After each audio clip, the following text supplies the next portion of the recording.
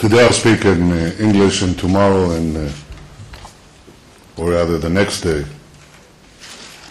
I'll speak in Hebrew in Birkenau, Auschwitz.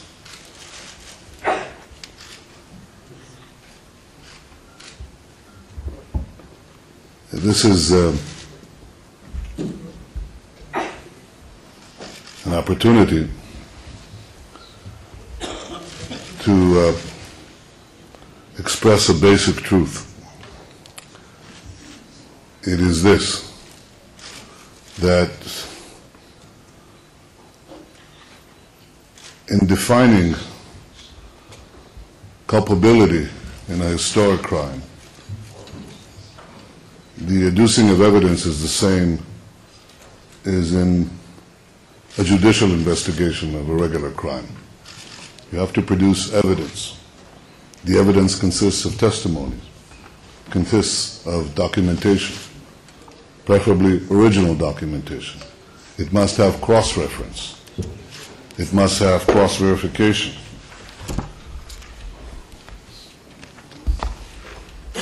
It may seem to some that because there are remaining witnesses to a crime, that the historical memory is preserved. That is not true. And history can be twisted out of shape a lot faster than you think, and certainly over a slow period of time it can be destroyed beyond recognition.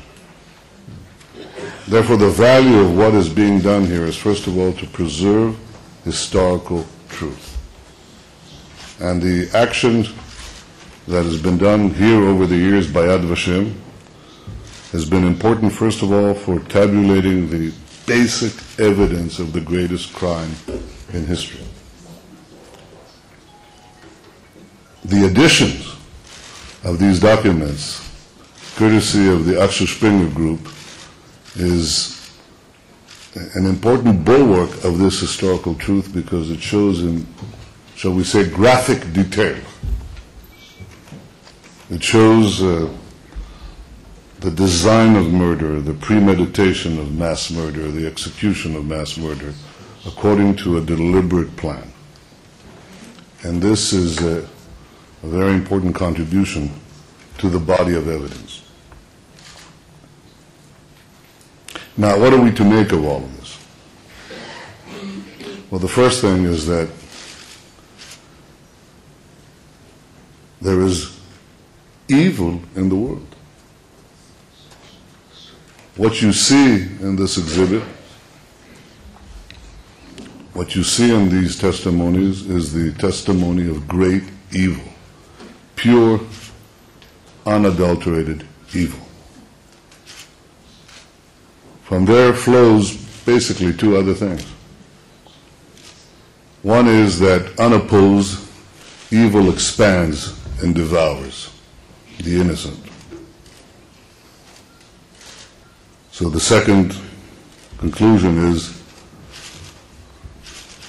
obsta principi, which means stop bad things when they're small.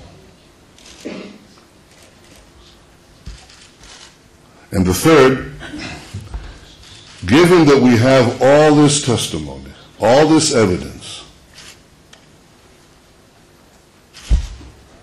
all this truth, and yet still what Primo Levi warned about, the words that you read, Avner Shalev,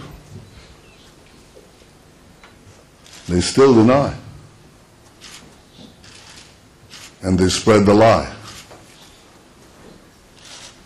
So from this follows the third logical conclusion. There is evil in the world.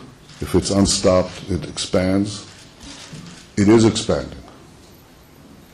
And it is threatening the same people, the Jewish people, but we know that it only starts with the Jews and then it consumes the rest of mankind.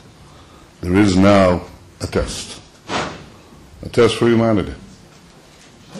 There is new Jew hatred in our midst. There are new calls for the extermination of the Jewish state. This is certainly our concern, but it is not only our concern. Just as what is displayed here is not only a crime against the Jews, it was a crime against humanity. And I think the international community has tested, as seldom before, in the decades that have passed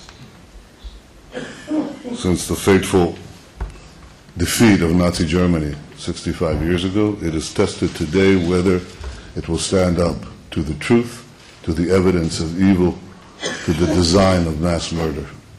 This is a test of humanity. This is a test of mankind. And we shall see in the coming weeks and months how the international community lives up to its responsibility to stop evil before it spreads further. Thank you very much.